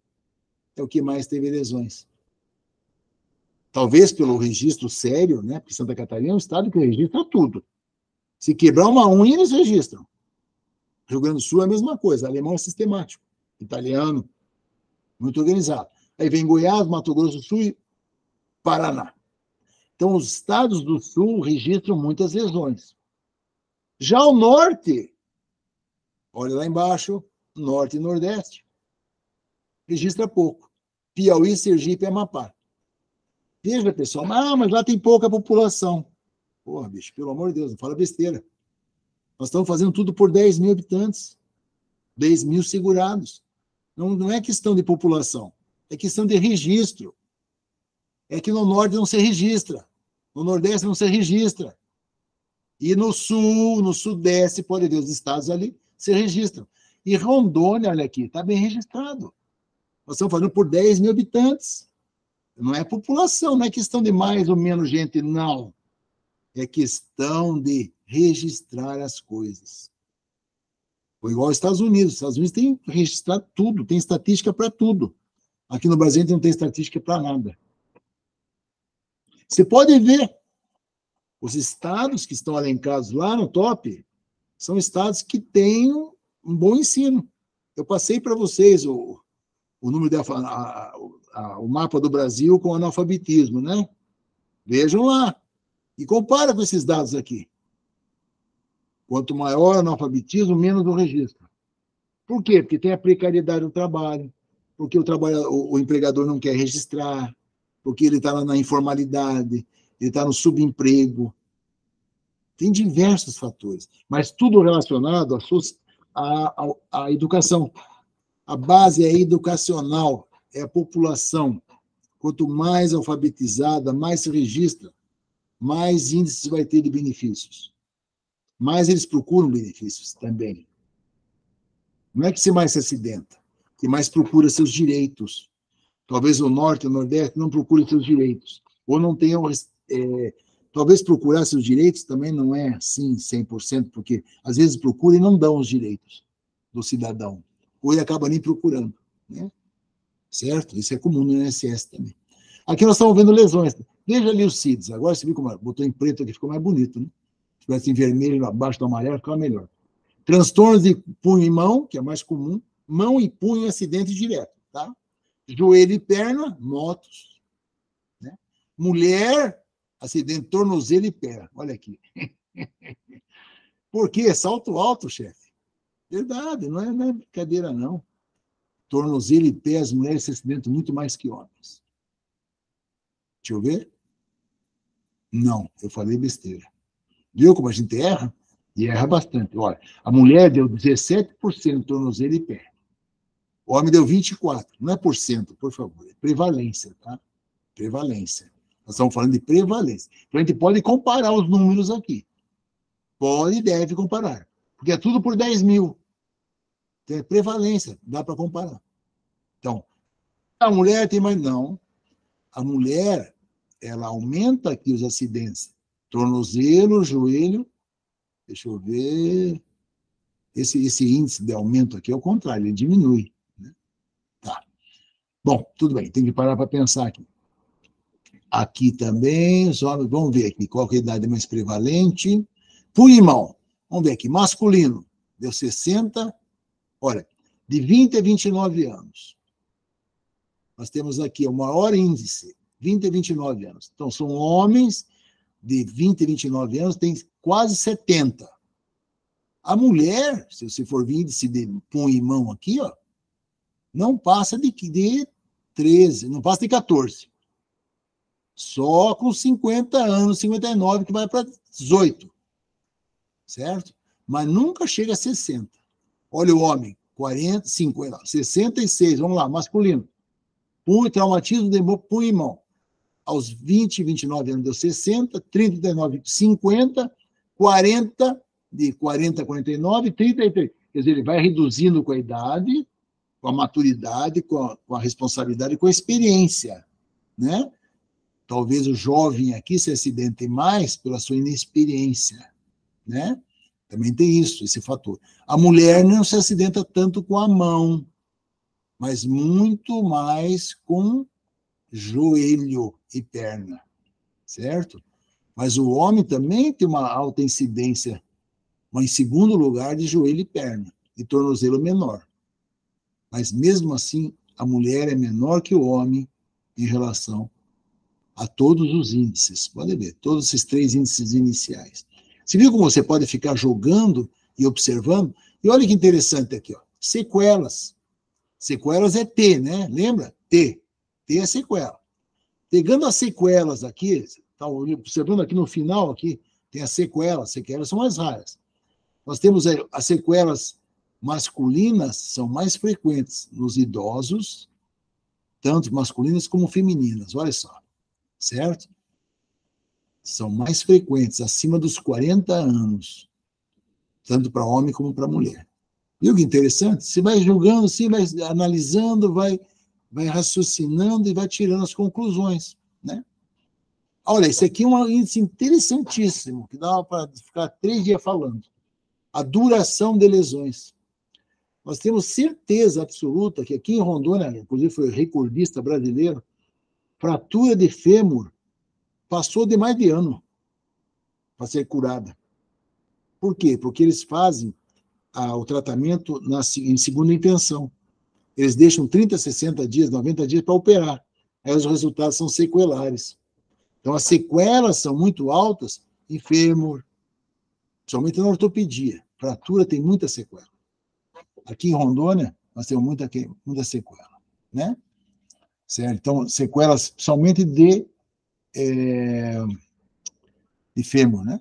Então, gera muito sofrimento, muita angústia, e isso leva a muito prejuízo, né, para o custo do Brasil. Né?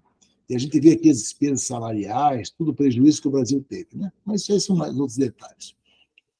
Aqui nós temos o SPSS, que é mais ou menos a mesma coisa. Nós chegamos a uma mediana no Brasil de 60 dias, mediana, e que 95% já tem alta com 120 dias. E o que mais contribuiu, que é mais graves, são a construção civil de edifícios e infraestrutura. Mas a construção de edifícios e infraestrutura, você tem que ver que nós estamos falando do ano 2008. 2008 não tinha entrado ainda a construção civil pesada.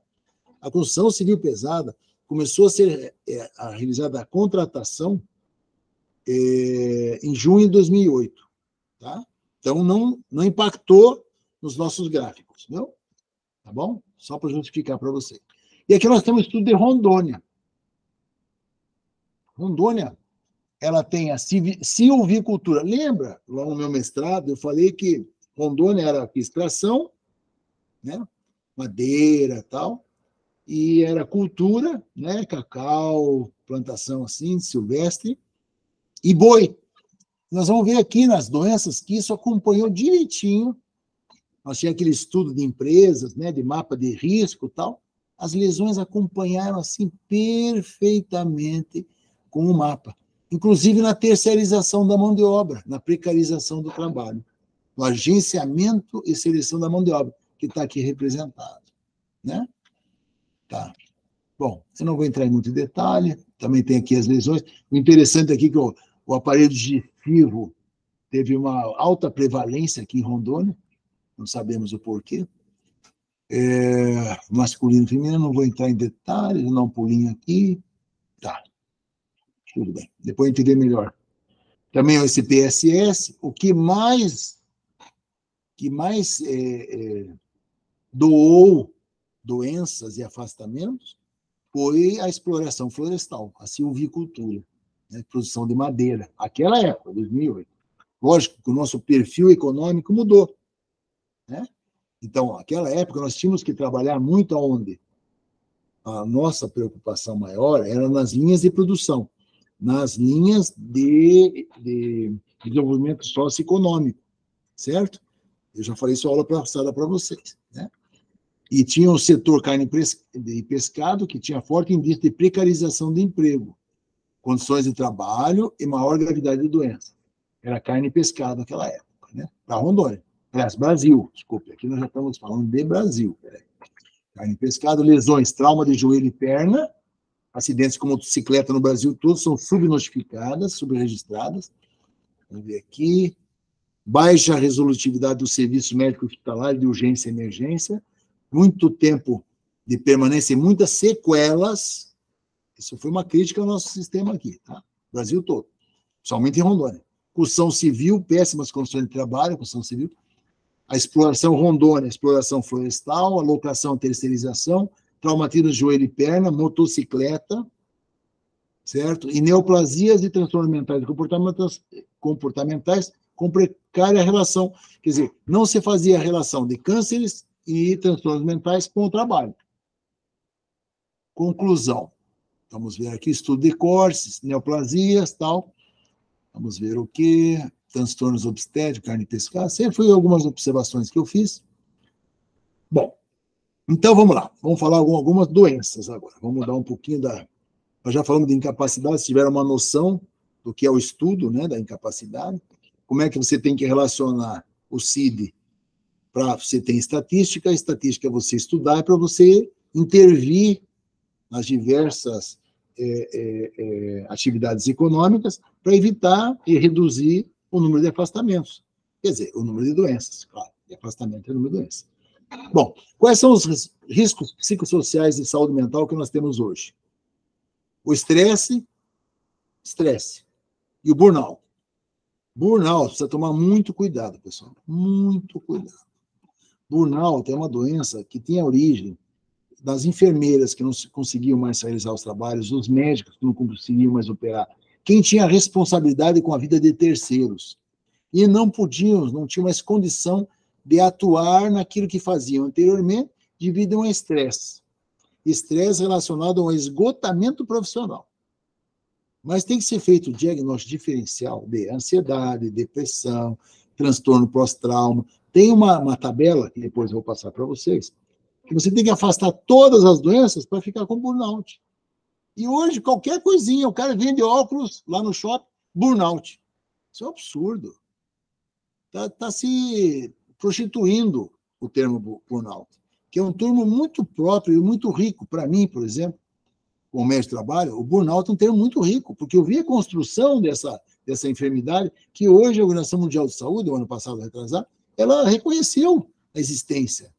Então, não podemos transformá-la num objeto de ações judiciais, de leigos, de utilizar esse termo, vulgarizá-lo, né? Porque ele é um termo próximo. Assédio moral. O mobbing é o assédio, né? O assédio moral tem diversos níveis, no trabalho é muito, mas no Brasil tem assédio moral. Mas isso tem que ter características próprias. Isso tudo tem que ir lá no local de trabalho e ser bem determinado. Tem que ter testemunhos.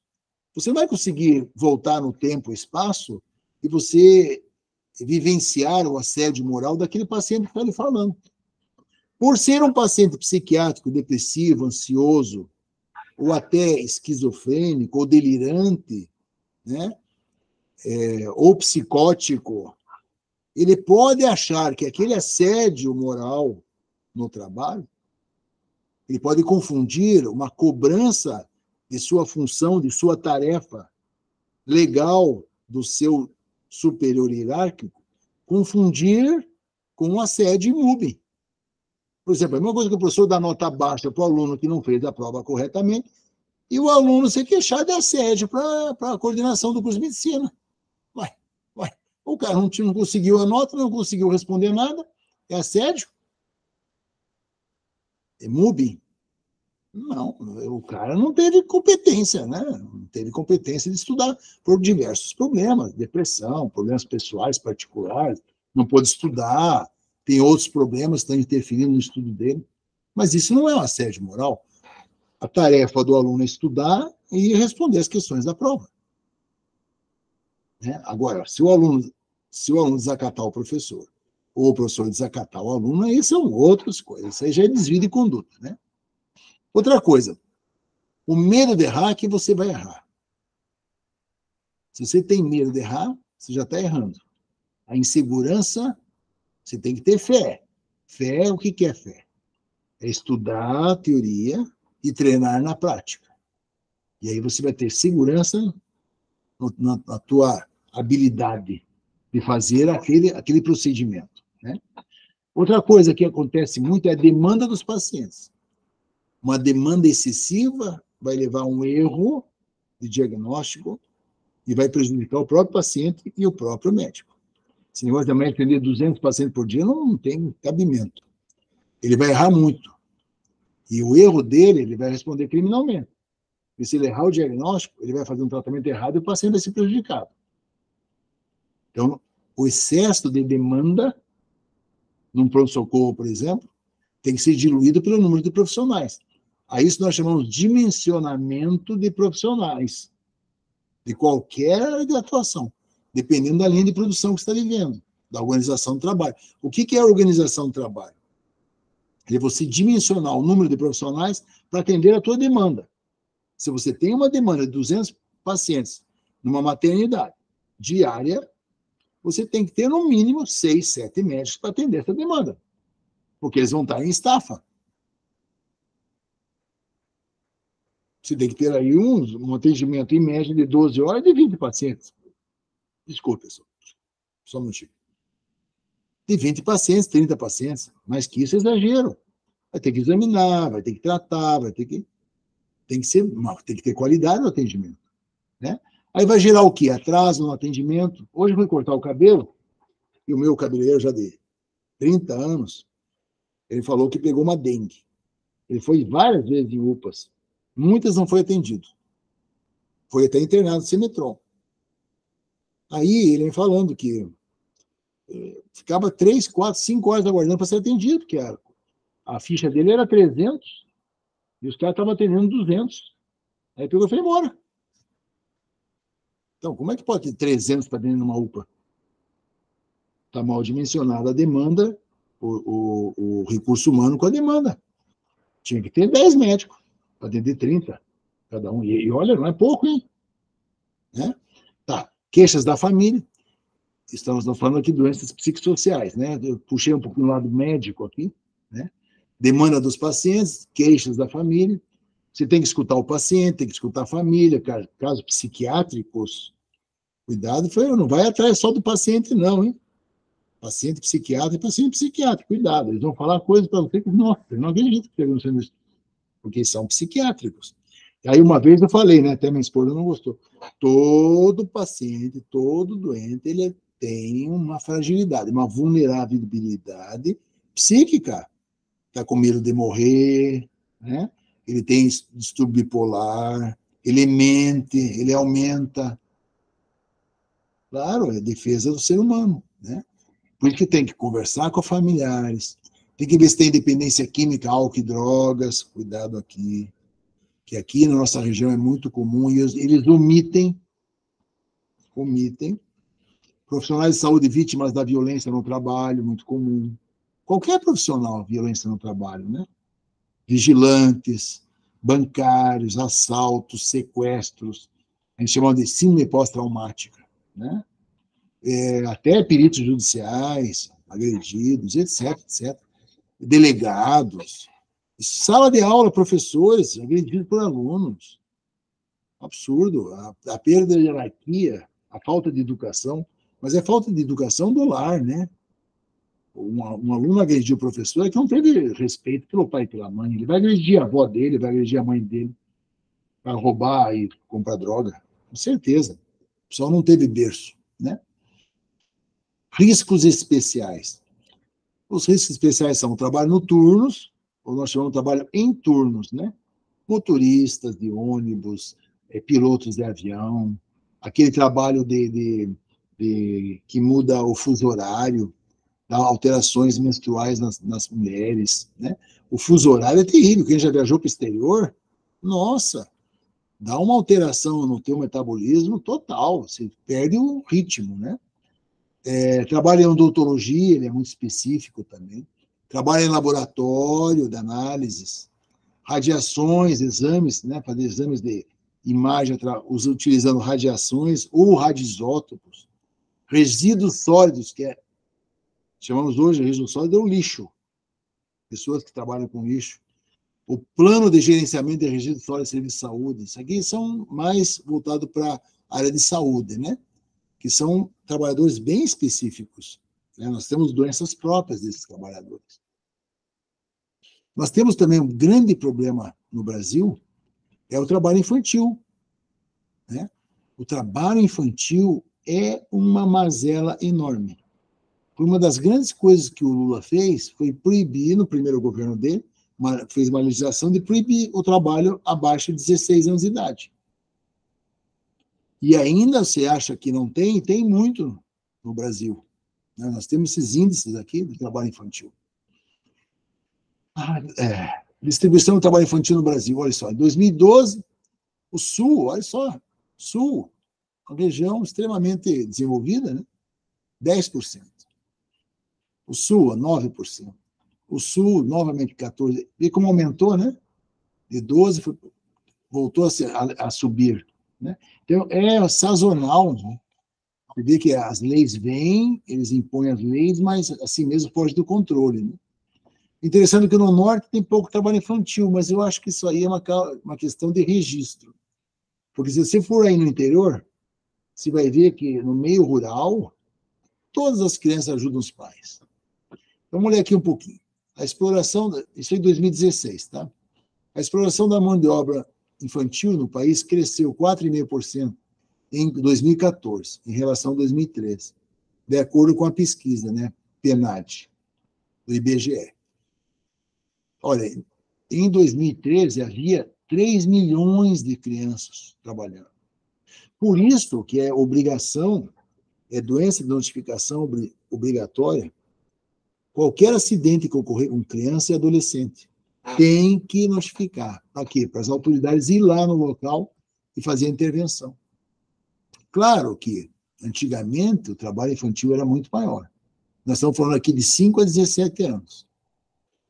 Mas se vê nas ruas como a exploração da juventude, né? Veja nas ruas, aí nos semáforos da capital, quantas crianças venezuelanas estão penduradas no colo não sei se é a mãe aquilo, né? Pode ser que seja até alugada, não sei. Que essas crianças nunca crescem, sempre pequenininha, faz 10 anos que estão ali. É sempre criança pequena, sempre na mão da mesma senhora. Pô, nunca vi mecanismo ou estão trocando as crianças. Vamos lá. Eu sou a seguinte premissa. O Estado, nas 3 esferas, municipal, estadual e federal, deve acolher essas pessoas e proibir que fiquem na rua. E a população não deve dar dinheiro. A população evoluída não dá dinheiro para mendigo. Isso é um problema social do Estado. O Estado tem que assumir seu papel. Tem que assumir seu papel. Mendigo não pode ter em rua. Não pode. Porque o Estado está deixando de realizar seu papel. Isso é uma coisa da assistência social do Estado. Estado que eu falo é E maiúsculo, tá? São as 3 esferas. no estado de Rondônia. Trabalho infantil, aí, 3 milhões, né? Vamos dar grosseiramente, esse aqui é 2015, penagem. Aqui no norte é pouco, mas eu acho que é um subregistro. A pobreza é muito grande. Onde tem pobreza, tem trabalho infantil. Aí tem a exploração sexual também, principalmente no Nordeste, por turistas, né? O turismo sexual, muito comum. E o interessante é que, ó, você vê, a população branca tem uma grande parcela de contribuição para o trabalho. Branco e pardos, né? Certo? Tá. Relação entre trabalho infantil e matrícula escolar. Claro, né? Você sabe em que ano que ocorre o êxodo escolar? 4ª série. Sabe como é que eu levantei isso? Fui perguntando, todos os últimos 5 anos que eu pergunto. Eu já deixo registrado lá na minha planilha de fazer perícias federais, INSS, ensino fundamental incompleto. Aí eu pergunto, até que ano você estudou? 4ª. 4ª série, o que é? É quando a criança tinha 7, 8 anos. Ou 7 a 9 anos, aí começa a trabalhar. Aí não vai mais para a escola. O que tem que fazer? Transporte escolar, fazer 2 turnos, não é só um turno, ficar 2 turnos na escola, e dar alimentação. Aí você tira o peso dos pais. E a criança não vai trabalhar. Certo? Aí você põe ela na escola e lá você vai dar um estudo para ela para ser alguém. Mas tudo isso é um determinante social, trabalho rural, a violência urbana, né? O lixão, né? Alimentação, tudo isso o Estado tem que prover. Então, qual que é a nossa realidade? Ocorre onde trabalho, né? A população são mais pobres, má condição de vida, condição de moradia não existe, péssima. Alimentação vive de moradores de rua, né? Alimentação deficiente. Claro, se você pega um pré-natal de uma paciente que mora na rua, drogadita, né? Dependente de droga, que ela não se alimenta, ela vai ter um recém-nascido com um retardo mental, né? Baixa massa encefálica, por causa das condições do pré-natal, né? Baixa proteína, baixa gordura, baixa alimentos, né? Ela vai ter esse problema. Com drogas associadas, provavelmente, não estou dizendo que todas, ela vai ter um retardo de crescimento intraútero, vai nascer em péssimas condições, vai ter os primeiros 5 anos de vida, ou abandonada, ou adotada, ou mesmo morando em rua, péssima alimentação. Essa criança vai ter um déficit de aprendizado, desenvolvimento osteomuscular, por causa da desnutrição. Vai ter um déficit de aprendizado. Ela vai ter um retardo mental, um QI baixo. Né? Aí falaram até a semana passada, retrasado, ficaram revoltados porque metade da população brasileira tinha um QI menor que macaco, porque fez estudo lá, não sei aonde, teve um trabalho científico aí. Mas por quê? Por causa da subnutrição, né? Porque abandona a escola, porque moram na rua, porque tem droga associada. A grande maioria dos esquizofrênicos, paranoicos, ou os psicopatas, ou encefalopatas dementes, estão associados a drogas. Isso a gente percebe lá nas perícias do INSS. Então, a droga é um mal que atinge a mamando a caducando. Mamando porque vem do pré-natal. Até o caducando, que são os idosos. Né? As drogas. Então, alimentação deficiente, alteração intrauterina, condições de saneamento básico. Aí vem os primeiros 5 anos de vida. A grande mortalidade materna ocorre nos primeiros 5 anos de vida. Por quê? Pneumonias e diarreia. Porque não tem... Porto Velho. Eu cheguei aqui, tinha 2,5%. Cheguei aqui, tinha 100 mil habitantes. Tinha 2,5% de esgoto, de rede de esgoto. E menos de 40% da população tinha água tratada. A população cresceu, esgoto foi para 1,5%. A população cresceu e não fizeram esgoto. A água tratada reduziu. Hoje não chega a 50%. No Brasil está assim, não é só em Rondônia. Não tem saneamento básico. Então você vai ter o quê? Aumento da gastroenterite, aumento das pneumopatias, viroses, vacinação, a cobertura baixa e doenças. Prevalência de doenças. Isso tudo... Ah, não, isso aí é o que é? Isso aí é medicina social, pessoal. E aí a medicina do trabalho é o quê? Medicina social. Está dentro da medicina preventiva, né, que antigamente chamava de medicina social, né? Aceitação social do trabalho. Você vai pegar um trabalhador que não sabe ler e escrever, que tem déficit de atenção, tem déficit de crescimento, déficit mental, né? Déficit de aprendizado, ele vai ser um braçal. Ele vai ser um braçal. Então ele vai trabalhar igual uma criancinha que vai sair quebrando pedra o resto da vida. E ele vai ter traumas psíquicos, depressão, ansiedade, porque ele não consegue evoluir igual os outros que são espertos, ele tem um déficit. Ele fica vulnerável. Então nós temos uma população extremamente vulnerável, tanto educacionalmente, mentalmente, como osteomuscular. Esses são os trabalhadores braçais. Esses não vão produzir nada, vão ganhar menos que um salário a vida toda. Esses vão para o INSS mais cedo, porque eles trabalham igual a criança, não tem o sistema osteomuscular adequado, e eles vão arrebentar a coluna, os discos intervertebrais. Aí vamos lá, com 40 anos, 30 anos depois que começou a trabalhar, começar aos 10, com a coluna estourada, que tem uma validade de 30 anos a coluna. É trabalhador braçal, sempre vai ser braçal. Aí se aposenta por invalidez aos 40, 50 anos e vai ficar ganhando salário, menos salário mínimo. E aí é um círculo, que não existe círculo, né? É um círculo vicioso. E assim vai o Brasil. Então, os valores culturais são péssimos, a aceitação do trabalho precoce, a aceitação da sociedade ver as crianças passando mazelas. Então, o desenvolvimento socioeconômico seus reflexos do trabalhador. Então, o que nós temos que fazer? Quais são as conclusões? Lembra que nós fizemos aquele trabalho de georreferenciamento do mestrado, 2006? Então, Rondônia é área silvopastoril, que tem o trabalho infantil enraizado. Está dentro das populações ribeirinhas e rurais de Rondônia. Aqui o trabalho é rural, pessoal. E nem dúvida, vai para o interior afora para você ver. Então, esse trabalho, essa palestra eu dei no Ministério Público. Foi assim, acho que muito bacana, eu gostei muito. Todo ano eu dava essa palestra, porque é uma mazela mesmo que a gente tem que combater. O trabalho tipo informal, porque ele não vai ser contratado, ele não vai passar em concurso nenhum, porque ele não tem cérebro para isso, ele não estudou, ele não tem nem o quarta série daqui, como é que ele vai fazer prova? Nem carteira de motorista vai ter, a maioria não tem. Aí tem que andar de bicicleta. A ausência de treinamento insuficiente para o trabalhador. Não tem nem treinamento, vai treinar, ele não vai ter condição de captar uma noção de segurança no trabalho. Empresas com pouco capital econômico. Quando você terceiriza o trabalho, você pega pequenas empresas, microempresas. Elas vão contratar esse braçal e vão fazer o trabalho braçal e não vão dar nada de treinamento para ele. E não vão investir nele. E, quiçá, que vão dar algum equipamento de proteção para ele fazer o trabalho dele. Uma luva, um capacete, alguma coisa. Então, a empresa pequena tem capital reduzido. Então, ela vai tentar selecionar o melhor possível.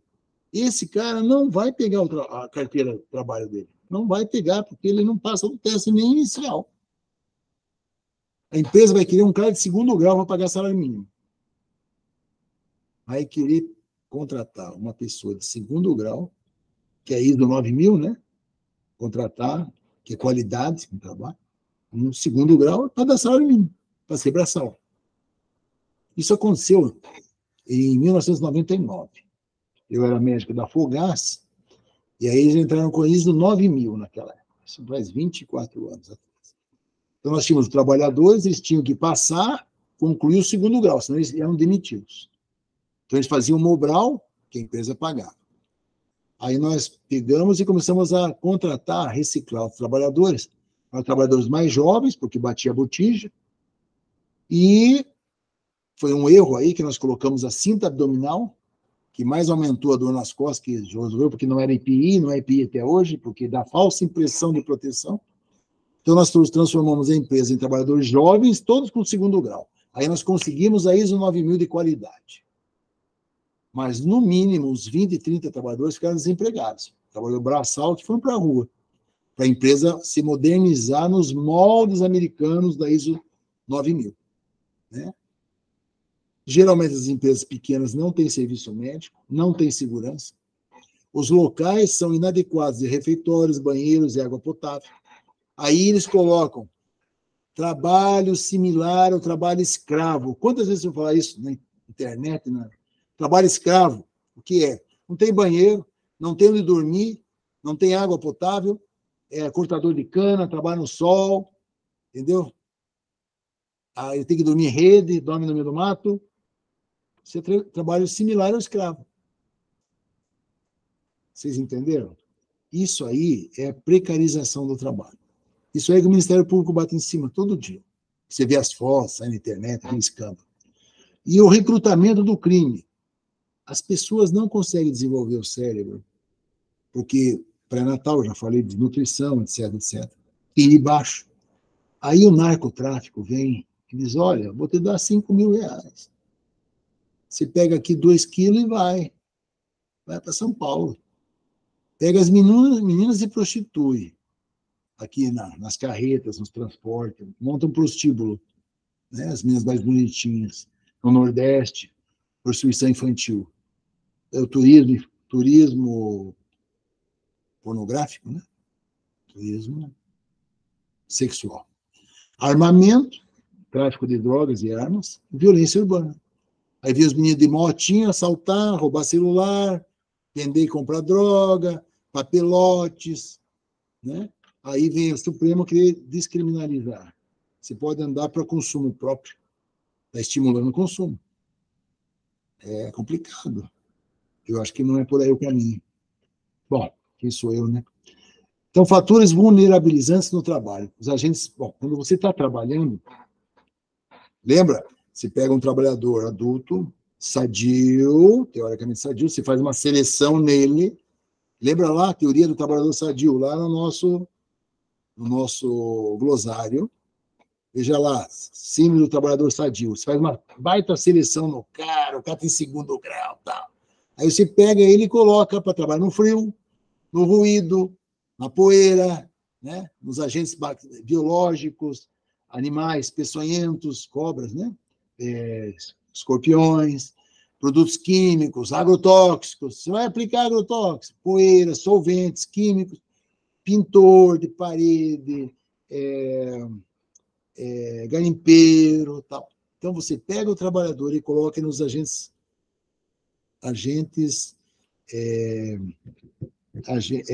riscos ambientais, né? Então, são esses riscos. Tem os riscos fisiológicos, que são sobrecargas, né? Física e mental, os psicossociais, o pagar mal, ou não dar promoção, ou não dar treinamento, ou não dar lazer, não dar academia, não dar estudo de outras línguas, não dar viagens proporcionais, promoções, crescimento dentro da empresa. Isso tudo é psicossocial. Empresas grandes promovem isso. Vai na Google para você ver. Não bate ponto, não tem horário para trabalho, mas tem que ter produção. O assédio é sobre o resultado. Mas não é assédio. É tarefa, é meta, é produção. Não é assédio. É o contrato. É o contrato firmado. Não é assédio. Se eu não produziu, o senhor vai sair. O senhor produziu, poxa, vai ser promovido. Certo? Agora, ele tem a jornada de trabalho. Ele trabalha em casa, em home office. Ele tem a hora que ele quer. Ele não trabalha sexta, sábado, domingo, mas ele produz. Mas ele precisa ter cérebro para produzir assim, né? Para trabalhar numa Google, tem que ser poliglota, tem que saber computação, tem que saber o mercado, tem que entender as demandas do mercado, softwares, etc. Tem que estar atualizado, tem que estar reciclado, tem que estar estudando sempre. Porque se ele ficar defasado, vem outro e substitui. Lei de mercado. Né? Isso serve para a medicina também, doutores.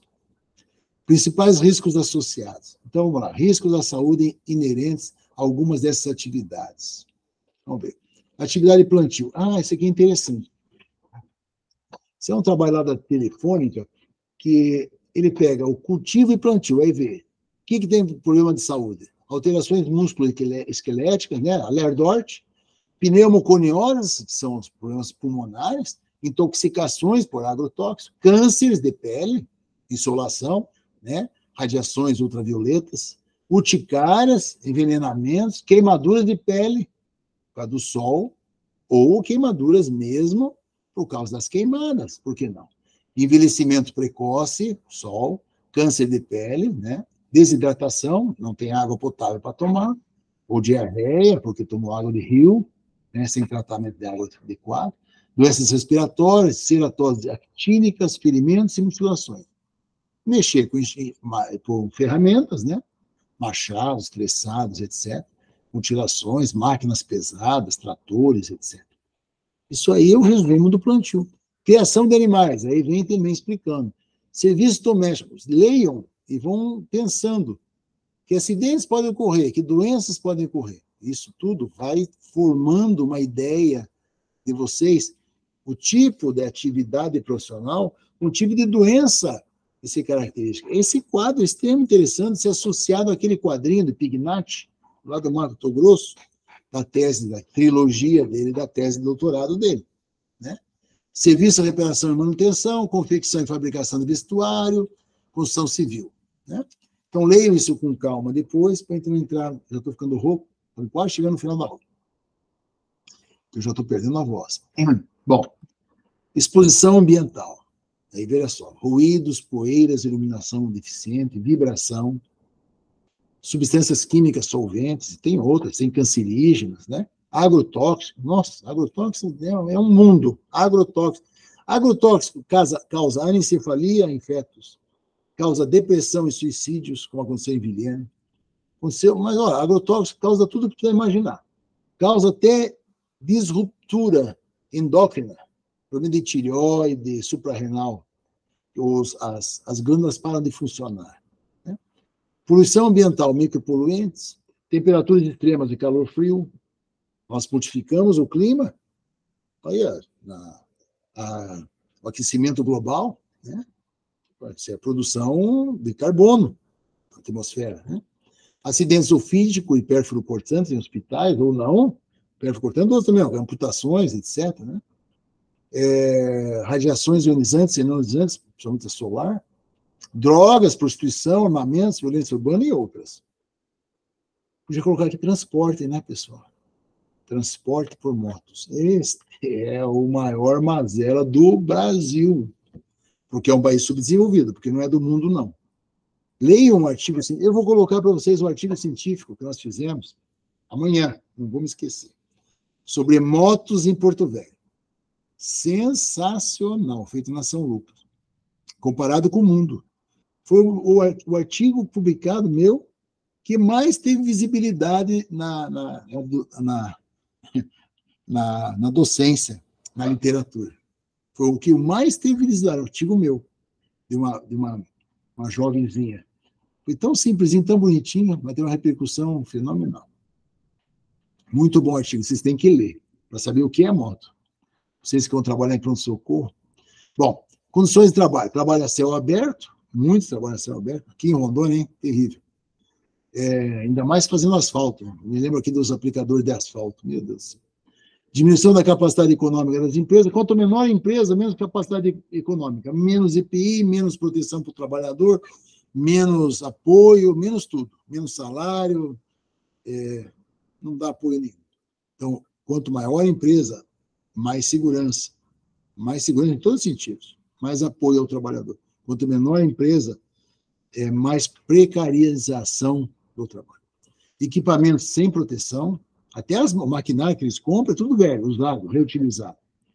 Produtos perigosos, né? Claro. Lembra da terceirização? Se você tem alguma coisa perigosa, contrate uma empresa terceirizada para fazer aquele serviço. Aí você não vai ter problema.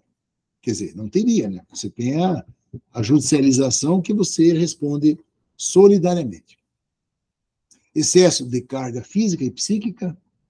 Um trabalhador de construção, de obra, que tem um trabalho fixo, ele vai fazer um banheiro só, ele não sabe amanhã. Ele não sabe se aqui 2, 3 meses ele vai ter salário para pagar para a família comer. Ele tem aquele trabalhozinho dele ali, porque ele acabou o trabalho dele, né? Ele pode ser mandado embora. Ele vai ser mandado embora. Jornadas excessivas e baixos salários, informalidade, Ah, não, faz trabalhinho aqui para mim, eu te pago por fora. Não vai contratar. Falta de conhecimento dos riscos, ele vai fazer o trabalho, não sabe nem o que está mexendo. Falta de exames médicos, nem para entrar, nem para sair, nem durante. E o pior, recrutamento dos jovens para o crime. Aí que está a mortalidade, a grande mortalidade entre 16 anos e 30 anos. É o crime, a violência urbana. Além também de trabalho informal, tal, mas o crime mata mesmo. Volte e meia você tem aí adolescentes morrendo.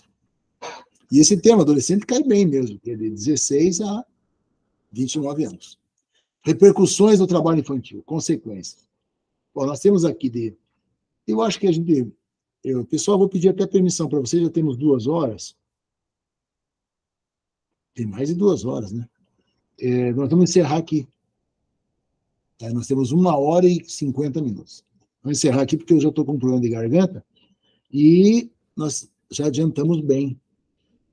E na próxima aula nós continuamos aqui e vamos entrar em doenças, tá? Deixa eu só ver uma coisinha aqui. Peraí, parar o compartilhamento. Vocês têm alguma dúvida que vocês queiram tirar?